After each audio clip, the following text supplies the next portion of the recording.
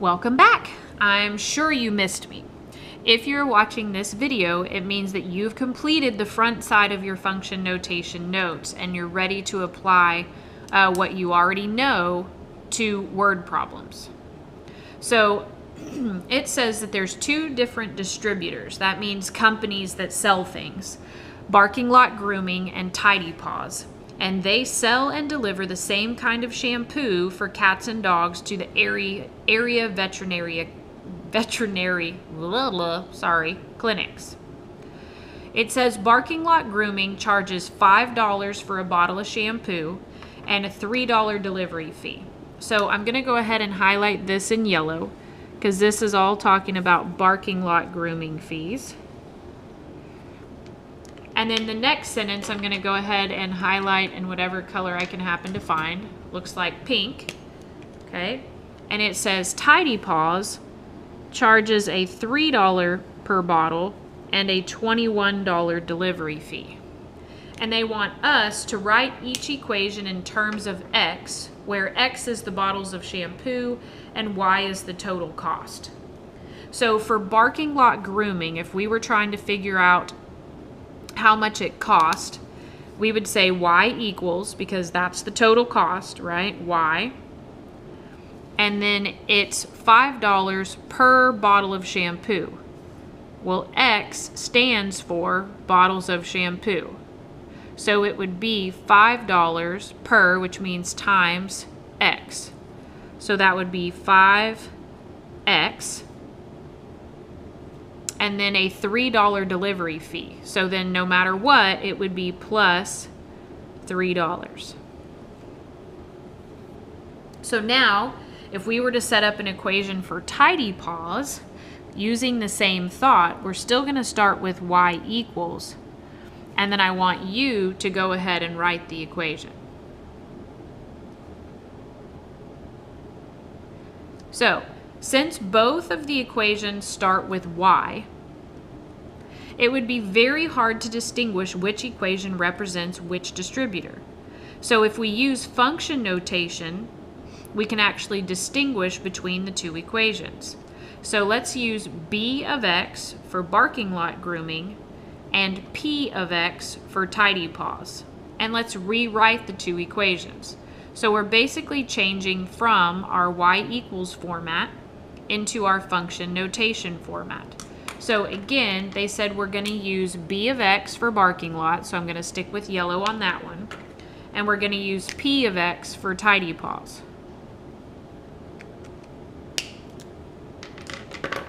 So for Barking Lot Grooming, we would say B of X instead of the Y. Remember, all we do is replace the Y for function notation.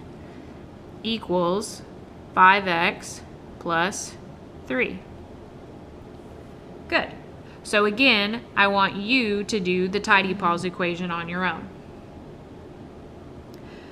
So then, number 5, we just talked about this. What was the only difference between the equations written in standard form, this is standard form, versus the ones that we were writing in function notation? I want you to tell me what was the only thing that changed. Okay. All right. So now let's look at number 6. Number 6 says, use function notation to evaluate the cost for 6 bottles, 9 bottles, and 15 bottles of shampoo for each distributor. That means for Barking Lot Grooming and for Tidy Paws. So if you notice, I did the notation. We wanted to find Barking Lot Grooming, right? The cost at Barking Lot Grooming for 6 bottles of shampoo. So I would go to B of X, here's the equation, which is 5X plus 3, and I'm replacing X, because remember this is just saying that X equals 6, into our B of X equation. So $5 for 6 bottles of shampoo plus the $3 delivery fee would cost me, so again we would be calculator ready, and we could type this in. So 5 times 6, well, parentheses, and then plus 3, and we would get 33. So we kind of need this to make sense. It says B at 6, and then it equals 33. So I could rewrite that just like this. B at 6 equals 33. And we need to know how to read this.